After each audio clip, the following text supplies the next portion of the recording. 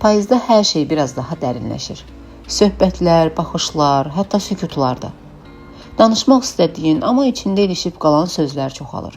Elə sözlər ki, bir vaxtlar deməyə qorxmurdun, amma indi sanki dilinin ucuna gəlir, amma ürəyindən keçə bilmir.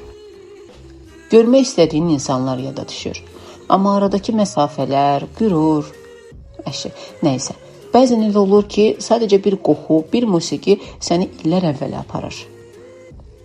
Məncə, insan hər şeydən çox, itirdiklərindən daha çox öz halı üçün darıxır.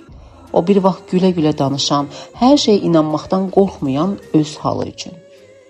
Bəzən darıxırsan o təmiz sevinç üçün, o uşaqlıq kimi sadə gülüş üçün. Bəlkə də payızı elə buna görə çox sevirik.